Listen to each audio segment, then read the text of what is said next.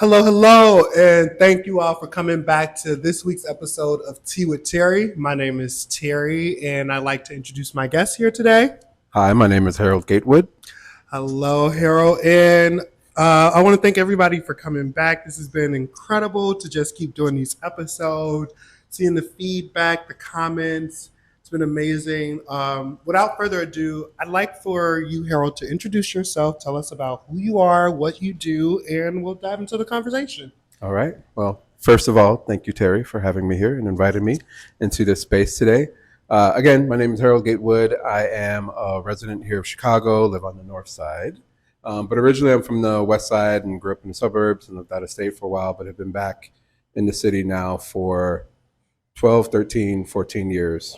My daytime job, I work for a consulting company in healthcare, but I've been working in the healthcare industry for 25 years now, and I also serve as the board chair for the Chicago Black Gay Men's Caucus. Wow, that is a lot. Okay. I don't even know where to start. It sounds like one, you just do some really incredible work with just community, but also been doing a lot of what you've been doing for the last couple years. So, no, several years. So, this is a show where we talk about most things around regarding around like HIV, what it looks like, and a lot of the conversations I've been having this season is how do we actually get to zero? So I kind of want to talk to you about your work you do with the Black Gay Men's Caucus and what role do you serve and what does the work look like? All right. So, with the caucus, being on the board of the caucus, really our main responsibility is oversight is a weird word for me to use, but just oversight of the organization um, and making sure that they have everything that they need to carry out the incredible programs that they do.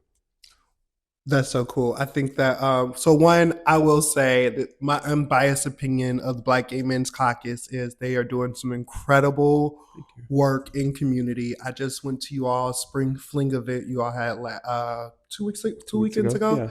yeah. And it was just an amazing I work for Chicago Center for HIV Elimination, and one thing that it was just really incredible to see is so many people who hmm had come through working through the same space I'm in right now and how much they had worked to build it up and being seeing these Hall of Famers. It's really interesting Yeah. that you all hold this really unique, significant space for Black gay men.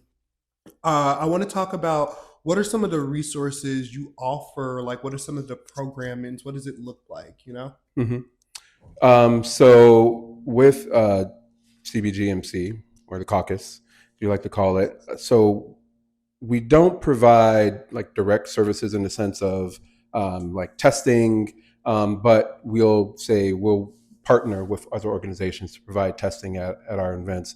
Our the big part of our mission is engagement, so community Mm-hmm. engagement, and because we feel from there, once we engage the Black, same gender loving, male identified folks in our community, once we get that engagement going, bring people in, and we can connect them to resources, but also work on building up, leadership and engagement within the community as well, making sure that we always have our presence known and felt, but really also it's about building up that love and appreciation within ourselves and within the community as well.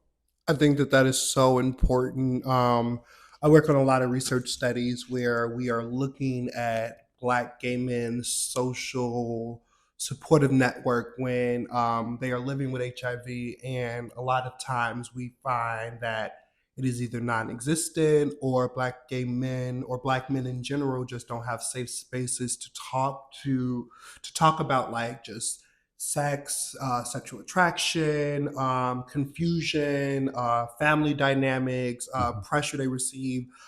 I want to talk to you about like some of those experiences. Maybe you have experienced them, but like being Black and gay. I want you to talk to me about like how does that inform some of the work that you do and bringing it to the caucus or Mm. in other work that you do too. Because I know you say you also work in insurance as well. Yeah. So I guess I'll take it back. Yeah, please, please, back, please. since I'm a older man now. Just a little bit. And just a little bit, right? So I guess maybe I'll just go back to myself as a young Black gay man, Okay. just coming out. Say maybe like initially, like back in the day, like maybe you're in middle school or high school and you'll first identify like, Right. hey, this is what's going on. This is who I am, and and people have different paths, right? Coming for Right. that. For me, it was just like acknowledgement, but where I lived at the time, there were no resources. There wasn't anyone to sort of like look up to or model after, or anything like that. And I had kind of made a decision in my mind, or one of the decisions, like when I picked like where I wanted to go for college, is I wanted to go somewhere I could be gay, Yeah. right? And whatever that meant to me at the time, which looking back is like didn't really mean anything. It's just I wanted to explore my gayness, right? Right. So I get to, and I ended up going to University of Michigan in Ann Arbor.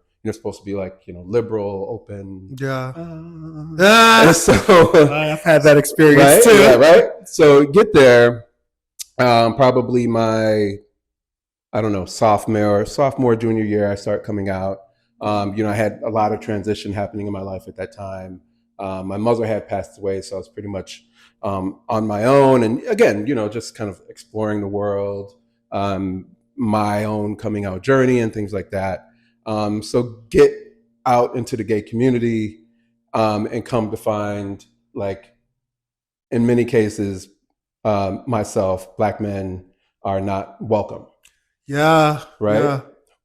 Not welcome, but also fetishized at the same time, which is like kind of weird to me, right? Yeah. And so, but I still find my friends, find my community, and things like that. And at this point in time, I'm probably bouncing back and forth socially, living in Michigan, but bouncing back and forth between like the Chicago scene in the late '90s or so, late '90s, early 2000s, Sorry. but also what was happening in the Detroit area as well. Okay. And it always stuck. It will always stick in the back of my mind. At least for that particular time, there were innovations with the drugs that were coming out as far as HIV, the education resources that were available about HIV were still like, Okay. it was just like, well, use condoms, don't sleep around, all that kind of Right. typical kind of things, Abstain. right? But I just remember being out in the clubs and things like that, being out socially, and just seeing a number of people, really just amazing people, just starting to like disappear, like just not there anymore. And you hear people kind of talk in the community, like what happened to them and things like that. But I just never, as much fun as I had living in that period of time, that will always stick in the back of my mind. And so I think, I forget exactly what year it was that study came out that showed, 50% or so, I can't think of the exact numbers off the top of my head right now, but basically a large number of Black same-gender loving men, I think it was the CDC, said that are living with HIV, and a lot of them probably don't even know it. And so I was able to, and I don't remember how, but I got pulled into a project based in Michigan and Detroit area, and Ann Arbor and Ypsilanti, where I lived at the time, that was focused on a campaign to, to kind of like roll out testing for Black gay men living in that area or in those specific pockets of Michigan at that time. And so that was really like my first engagement with doing like HIV work. Okay. Yeah. And so I just kind of like carried that experience, and community engagement, and again building up that leadership within the community, and awareness and knowledge and connection to resources. Kind of all started from there.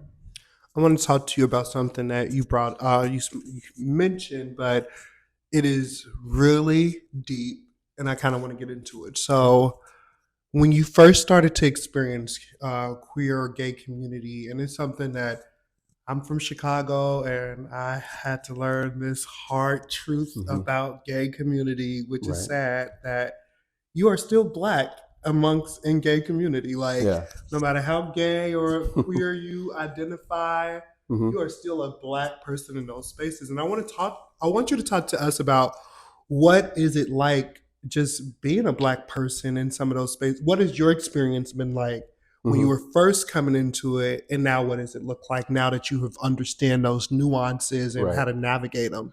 Yeah. So that's a good that's a good question. Because like initially, right, you get in there and you're like, Right? well, what the fuck? Like, what the hell is going We on all supposed to be here? the same under the same umbrella. This is a gay Exactly, right. This umbrella. whole like rainbow and all of that kind of stuff. And you did speak about fetishization that I want to Oh, get into child, too, yeah. but yeah. Um, yeah, and so after that that like shock, like what the hell is going on here, right? And I guess so I'll also throw in like so over the years I've just kind of like developed this like caveat, like humanity is trash, Yeah, oh, right? yeah. We live in the most ghetto. It sounds X-Men nihilistic, had it right. We are in the ghetto Milky right? Way. So It yeah. sounds very nihilistic, right? But like humanity is trash, and so I Okay. start from there. I say humanity is trash, and then the work starts from there, right? Okay. And so over the years, just kind of like coming to that realization, and like I love people, I'm a people person, don't get me wrong, but the basis of humanity is always, you got people struggling, running, Mm-hmm. so you can get on top. And then coming to the understanding, closer to now, with reading and things like that, like, we're kind of like in a caste system, right? And we're Yeah. still in that caste system. So regardless of what the larger gay community says we've achieved and we've come this far, that caste kind of still exists. Yeah. And so we're always kind of working in there. But again, at the same time, um, and especially like work with the caucus and with friend circles and things like that, again, we develop this resilience, and I've come to really hate that word sometimes, but it's Yeah. important, right? Okay. Resilience is important. Yeah. But I do hate it because like if you don't fuck with people, they don't have to be resilient. Yeah. I'm like people. It's my same belief about Yeah. the idea of the Black strong woman. Well, Black women ain't got to be that strong, or maybe they're not supposed to be Exactly. that strong. Like I'm tired. Exactly. Yeah. I don't want to be resilient. I'm tired. Like leave me the fuck alone. Just let me exist. Just let me be. Right. Mm-hmm. And so, but within the Black community, there's always that love, that appreciation, that Yeah. and so I would say, okay, and I do live, like I said, on the north side in Boys Town. But I love the fact that like most places that I go in the city, except for Lakeview, we still acknowledge each other, right? Yeah. We still acknowledge each other's presence, like the head nod, or we say something, which even goes back to even like my time in Michigan. Again, Lakeview is a little bit different. Don't know why, but Yeah. but even like the beauty of that Yeah. that we still maintain, and we're intentional about that. Yeah. That's really what I have come to love and appreciate, and will continue to to fight, to educate, to resource, Yeah. do whatever I can when I can. Wow. So I think that when my experience when it has been like that, I think about, well, like community, we have our breakdowns and things like that. But I also start to think about like, well, what does this mean for like HIV transmission? Right. Like, what does seroconversion look like for like people outside of like the ability to have a supportive network of people? I want to talk to you about. Has there been experiences where you realize that when Black people come in contact with HIV, it's a little bit more severe, or more specifically, when Black men come into contact with HIV, like it's a little bit more severe because of something? Or has there been something that comes up? Oh yeah, absolutely. I think just looking at the disparities that we face when it comes to like access to healthcare, access to different types of resources. But even I forgot there was something else I was going to say, but because this other thing popped into my mind, because even when we say go to a healthcare provider, Mhm. and don't believe us, they misdiagnose us, that little like trust factor. Yeah. So, one of the things that's become important to me is like, say, finding a doctor or doctors who, like, not only do you know how to medically care for people on the LGBTQ spectrum? Do you know how to care for gay men? Do you know how to care for Black gay men? Oh, yeah. Those are all like important layers that I think we need to explore. And I know that there are providers out there, but ask around, like, your friend, like, who do you see, and do you have this such and such conversation with them? So it's like things like that we face as Black same gender loving men, that I think, right there, those barriers still exist out there, and if you don't, and sometimes if you don't know, like, you're just so used to it, right? Your everyday life. I had to explain this to a friend of mine who's, not Black, gay and not Black. They're like, just so imagine yourself as a young person, right? So you already get that kind of skepticism, that look everywhere you go. And now you're a young Black person, or a young Black gay man, or, whatever it may be. And you just get rejection everywhere you go, right? You get turned away, you get looked at weird, you get people like clutching their, whatever. So imagine going through life facing that all the time, and what that can potentially do to you. Again, that conversation about resilience. And so, knowing that we continue to face those barriers, and that those barriers and how those barriers contribute to, the lack of connection to some of those resources that would, maybe prevent or keep us healthy, or, tied on our, medication regimens, or tied to mental health resources and things like that. It's interesting because I also think about the fact that while being Black and being gay and being a person that lives with HIV, there are a lot of different like nuances, or a lot of different like just levels. I think I call it levels of acceptance. You have to make it with yourself. Like, I think that there was a point where I had to accept that I was gay, and I had to accept it before, like, Yeah.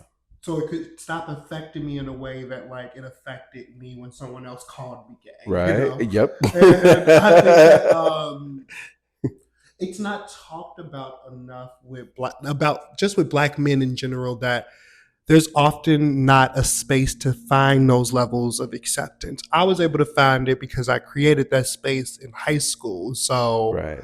like, and I felt like comfortable doing that because I had like people who like motivated me, and like people who like championed me. But that's not always the same. I also didn't have a mother who was too homophobic growing up. So, you said not too homophobic. Listen, she still got a little work to do. But I think that, I mean, you're right. Yeah, a lot of people face that. Yeah. I think about that though a lot with like just Black men, and how there's a group that the Caucus helps support. There's queer people in conversation. Yeah. Queer people of color conversation. Right. The initiatives like in the barbershops, things like that. Exactly. Right. I think that things like that give gay Black men spaces to truly just say, I actually agree with, I've never talked about this before. Or like, because I've often in those spaces where I hear somebody say, well, I haven't talked about this since my childhood. Right. You think about that level of repression and that level of just like shame, or like, I just keep this to myself. And then how does that like relate to like building those social connections with people, or even trusting that you can build those with people? Right. I know I'm praising the caucus, but I do think that like where I see a lot of spaces that are pushing agenda, there are places like the caucus, places like White House that are pushing this idea of, we want to create community, and we want to create community spaces where people feel like, you're my neighbor, you're my friend, I met you at an event and I want to talk to you about something, or you're you're a friendly face to see. I wanted to ask you something. How do you think those connections that people build in those spaces that the caucus puts on or that you're a part of, how do you think that helps with HIV prevention, but also people who are living with HIV to get to a place of like undetectable and just like thriving? Mm-hmm. A great question as well. So it's that community spirit, right? Right. So um, I myself or you yourself, you know, we're not going to know everything. We're not going to, have access to everything. But if we have, again, that sense of community, right, where everyone can bring something to the table that's going to help everybody else. Mhm. Everyone's going to share some bit of knowledge, some resource. And so we see that, like say with the mask femme workout sessions that Paulo does, or with the caucus core group and things like that, right? So that sense of community. So we get a bunch of folks together, and again, everyone has their connection or talent or expertise or something, whatever it is, like, but maybe in different areas. And we have these conversations and we talk about it and say, oh, well, like, I know this, I can connect you with that, right? So that happens, and I think they're all kind of like little labs too, right? So we're kind of like testing these things out to help grow. Right. And again, but also we know that also within our community, like, so we have our friend circles, we have our family, our chosen families. So it's also the idea of, again, so I'm going to pour into you some of my knowledge and resources, and you can take that back to your chosen family, right? And then you can connect them, you can engage them and bring them maybe to some of these resources. So eventually, hopefully, we can all connect, because, talking about like the sort of like nonprofit space and what do nonprofits do, they kind of help bridge those connections that say government can't always like doesn't, can't, right, won't, everything, can't, won't, yeah, exactly, right. But in that same tone, like, what have we always done in the Black community, right? We've been that community. We have, we've kind of built up and upheld each other, and I think all of these organizations are really trying to get back to that. But for specifically, well, in our case with the caucus, Black gay men, whether with HIV or to help prevent HIV at the same time. I love the way you put it. I love that you came back to this idea that I think a lot of agencies would like to get back to. I always call it the Black Panther like Breakfast Club effect, because people have been trying to recreate that community effect in every nonprofit space. In my opinion, it's the idea that we're a trusted space that you can come to, and we're going to help you with everything that you need. And the reality is, and what I like about the caucus is, they're very honest with like the resources that they have available, while also connecting you to other agencies that may have more resources than they have available. I think that one thing that I've noticed with Black men when it comes to like interacting in spaces or agencies is there needs to be a certain level of trust, you know? And I want you to talk to us about like, why is that trust so important, you know?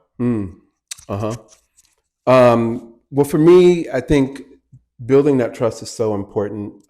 Going back to what I was saying earlier is, you get that door closed on you so many other places. Okay. And, like something happens, somebody says something to you, and like, you feel like, why am I the only one that noticed? Okay.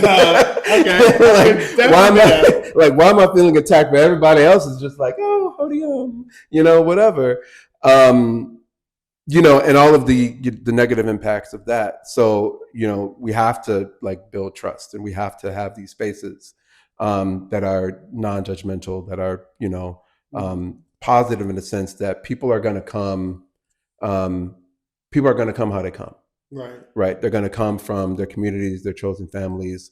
That's one of the things I've been so impressed with Dr. Keith Green and the caucus and the staff over the past several years is there's not there's not a definition of what a Black same gender loving man is, and what Right. they do and where they come from.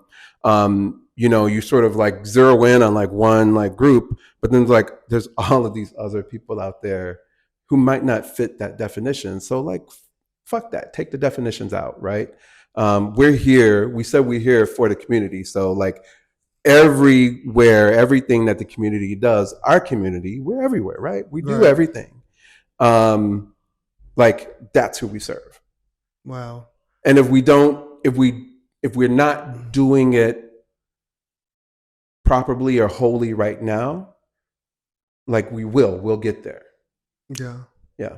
That is incredible. I think that like it's not just in like the responses that you're giving, but like I said, I've been to events that the caucus has put on, and there's such this feeling of community sometimes. And like there are sometimes where I don't know anybody in the room. Mhm. That's a lie, because I usually know most people.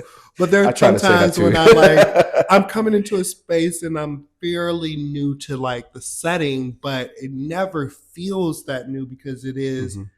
and it's never something that the staff is doing or anything. I think that it's some magic that you all cultivate and how you all like put on a space, not an event, Mhm. but how you all create a space, you know? And I Right. think that like that's one thing that like I wanted you to come on and talk about too, because I think that that's important when we talk about the stigma of HIV, Right.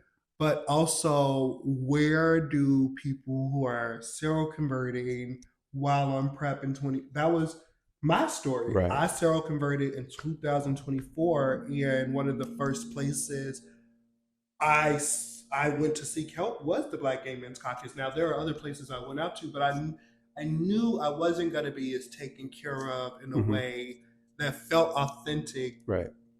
and it was true. It was people pouring into me, reaching out to me, calling to me, reaching out and saying, "This event is happening. We want you to be there, not because we want you to talk or tokenize you, but Yeah. you're going to be able to ask some questions to what's going on directly to your Right. situation." And I will say that is not only giving power back to people who may feel disenfranchised, but it is literally putting people at the table to ask people certain Right. questions who never get to ask those questions. Like Right.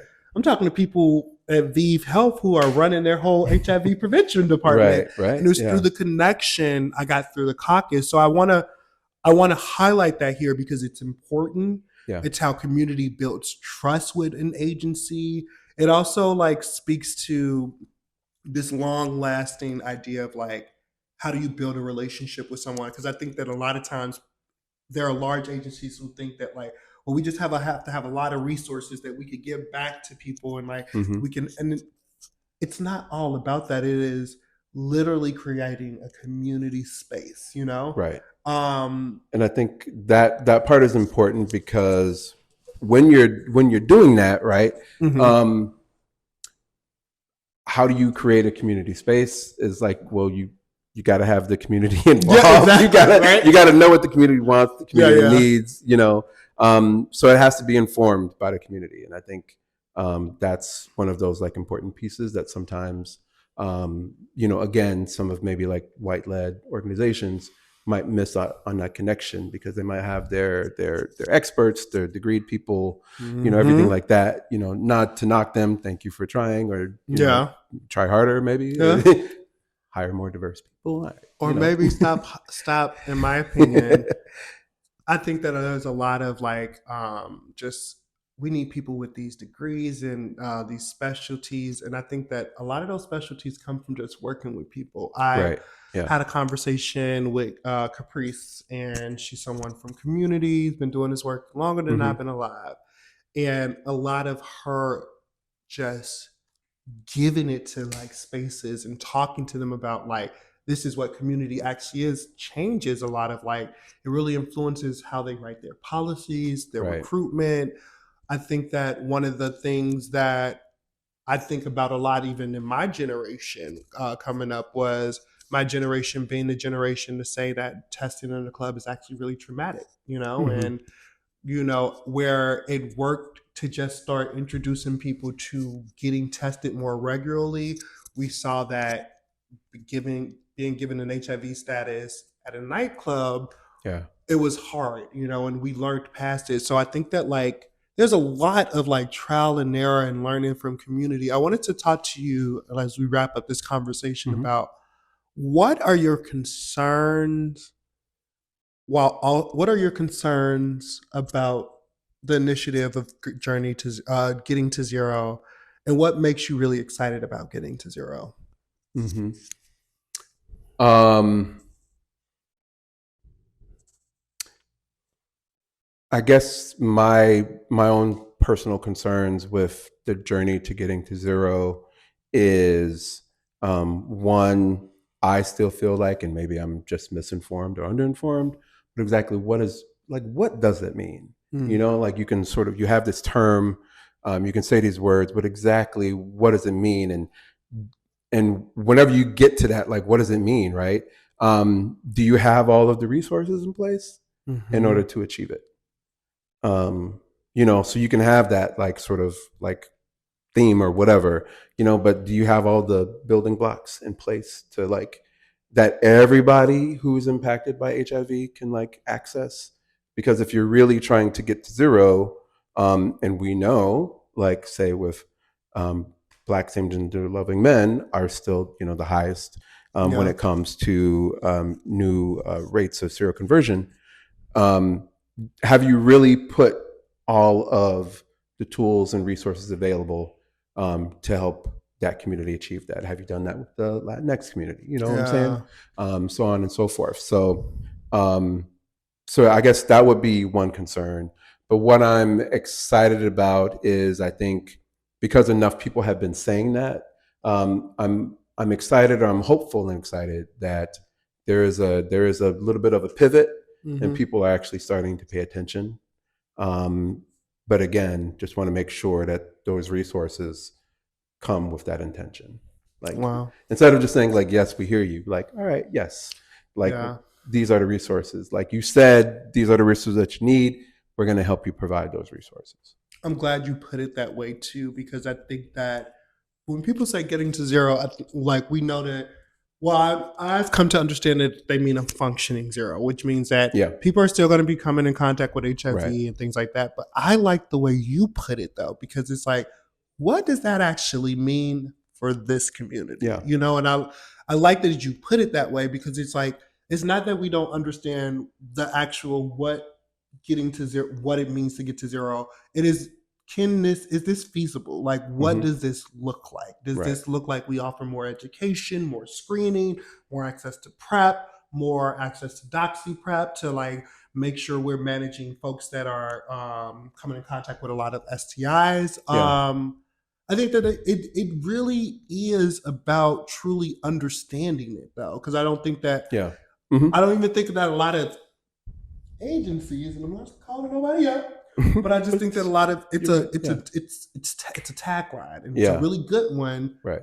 But if we don't efficiently talk about what that actually means in every community, because I think that we made the mistake with PrEP, thinking that PrEP Hmm. was this drug that was going to be used throughout community, and as long as everyone had access, as long as everyone knew about PrEP, then we weren't going to see HIV transmission. And what we saw with PrEP was it was a great tool. It definitely helped against Sure. HIV. Yep. However, education about PrEP, distribution about PrEP was Mm. not done in the same way as it Nope. was done in white communities, Exactly. especially amongst white men who have sex with men Right. and injection drug users. Hmm. Um, Exactly. Exactly that. Right. and people still don't want to repair the harm that a lot of the medical institution has done with Black people.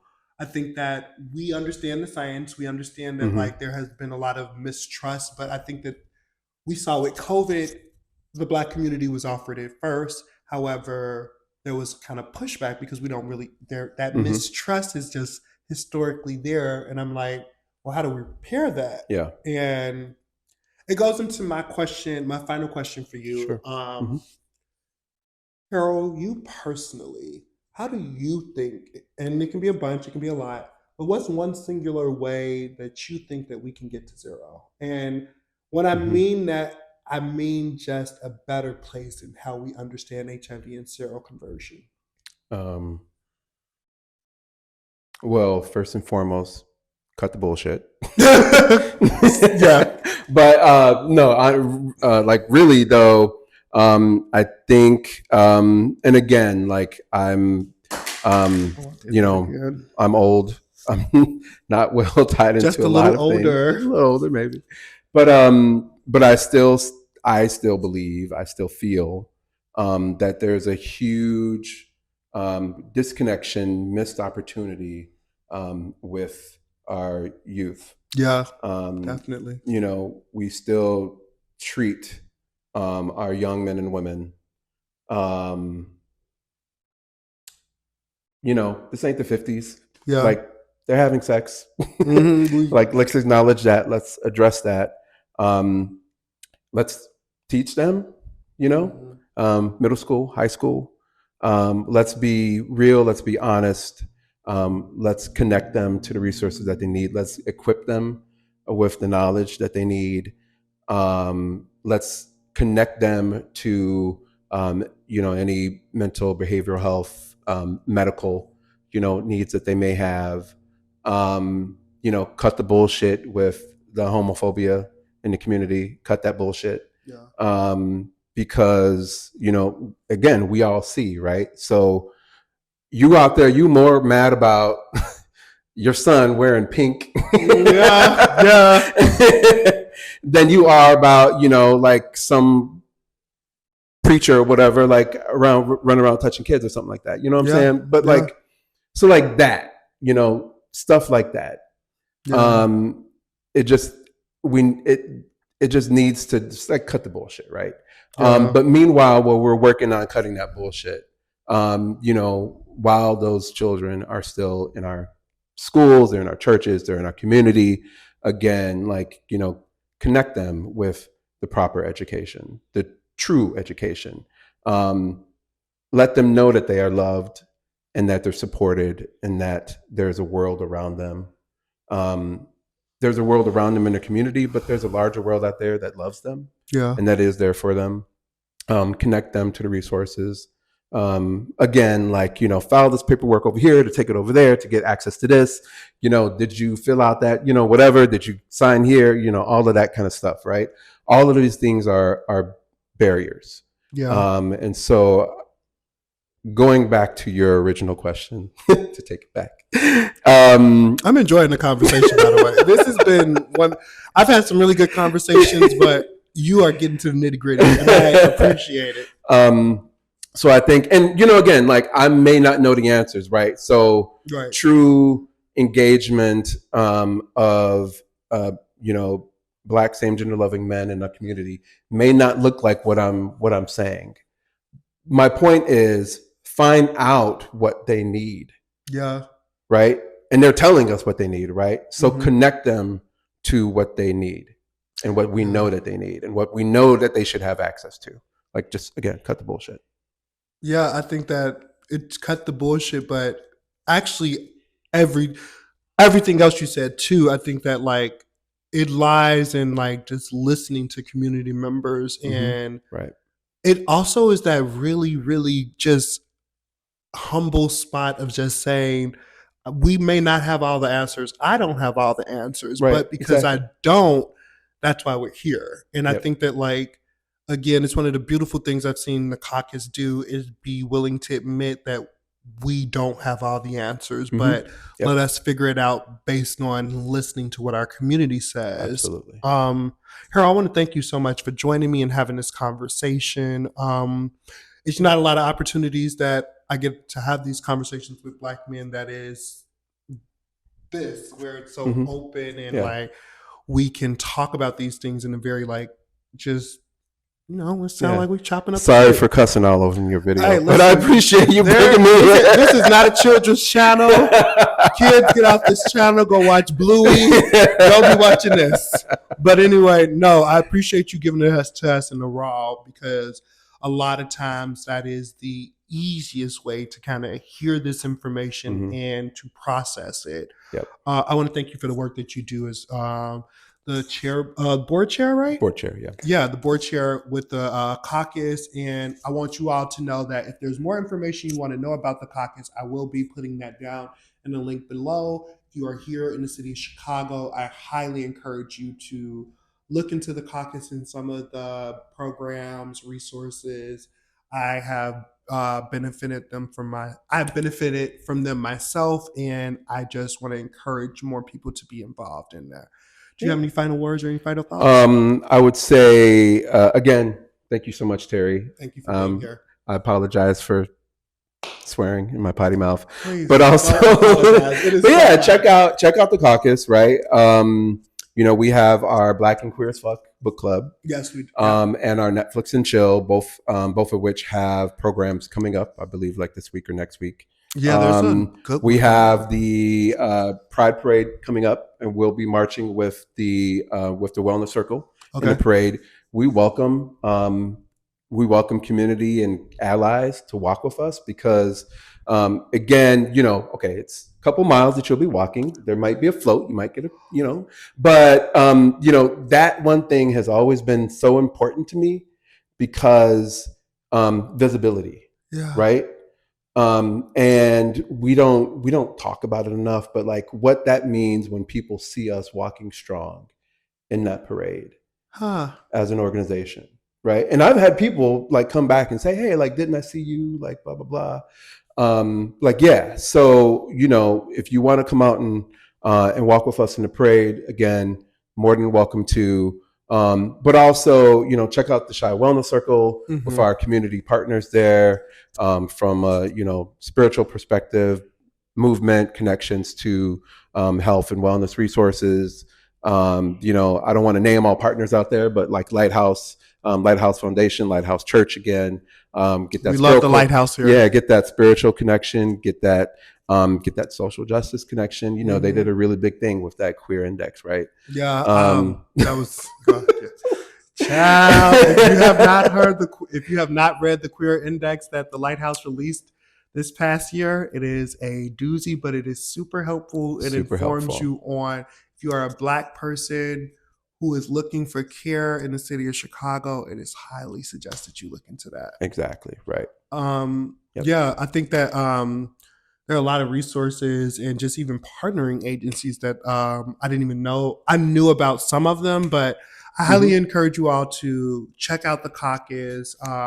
If you all get an opportunity to walk in the parade, I think that is an absolute. I haven't walked in the parade in years, and sitting here listening to you talk about it, I was like, well, I'm HIV positive now. If I wanted to walk in the parade, right. It's it's a much different experience. Again, like, right. So like getting all the way up to Boys Town and Uptown, trying to find a place to like park, and I mean all of that is intentional bullshit barriers put in place, right? Yeah, that's another conversation. But like I said, right? So like just that visibility. And you'll have a good time too, because it's all you see when you're walking in the parade are like happy faces, like screaming and cheering for you for like several miles, and it feels good. And it doesn't feel like a long. It's a long walk, but it goes by. It goes by pretty fast. You get some steps in. Yeah, so, I was gonna say, make sure you wear your little watches. Get your watch. Comfortable shoes. I have tried to walk it in heels, and I'll probably try to do it again because I know me, but.